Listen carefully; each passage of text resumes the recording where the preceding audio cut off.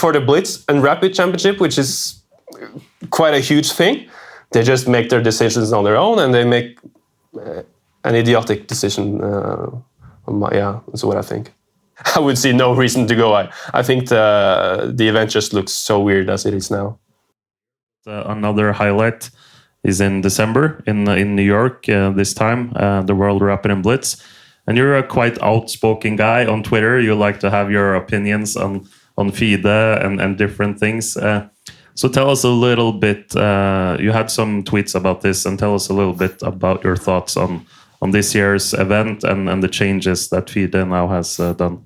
Yeah, this year I would say I'm extremely disappointed on how things have turned out. So first of all, it was very nice they announced the World Rapid and Blitz so far in advance. They announced it last month or something, so we knew that, okay, we're playing there and there in December. In New York, pretty nice place, so I was happy for this. And then recently they announced this weird thing that they are having a random free day between the Rapid part and the Blitz part, which I don't see any reason at all for why we should have this. New York is a nice place, but everybody knows that New York is probably one of the most expensive places to be during this time of the year. So the players will have to pay a lot of money. And now just to have some extra day without any sense for the players. And they say this is so good for the viewers, spectators, for the players, but no, it's not at all. They can have this conference the day before, or they can have it on the 31st. So I don't see any reason for whatsoever. It might be good for a bag of money or something like that. Maybe for the board of FIDE, but this is a tournament. Obviously not for the players. It's a tournament for the players, not for the management.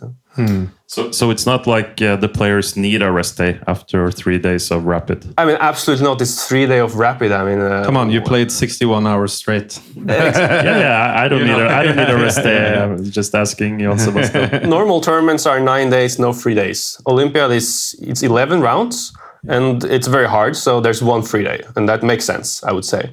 But for a Rapid and Blitz tournament, which is for most people is just fun, you're just enjoying. Of course, we get tired, but we have been playing this for so many years without any free day, and I don't see the reason to have a day off. And also, I've seen no players agree with what FIDE did, so I don't see the reason at all. And a couple of days ago, they also announced a format change in the Blitz portion. Tell us what happened and your thoughts on that. I think this is probably the worst change, because adding a day of free day, it makes us pay a bit more.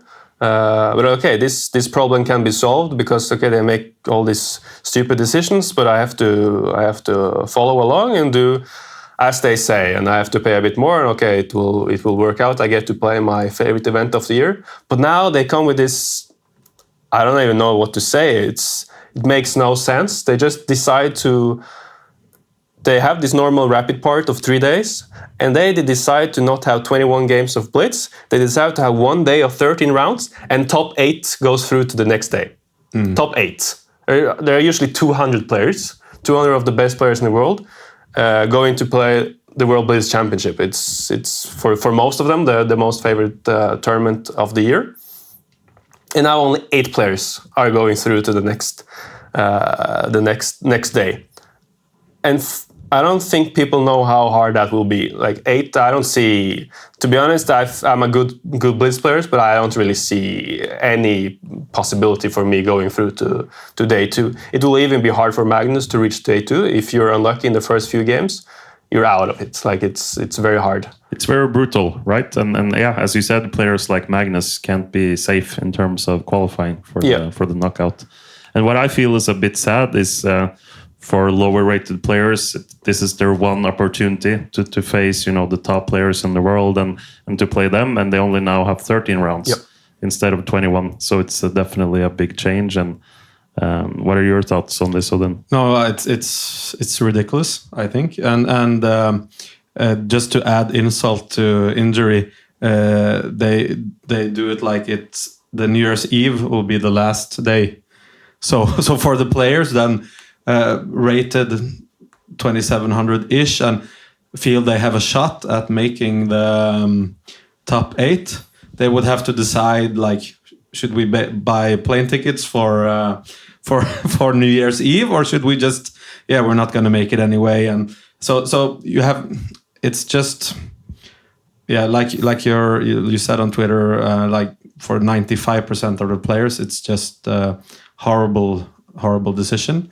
And for my part, like working for NRK, I would have to probably work New Year's Eve, which is also not nice.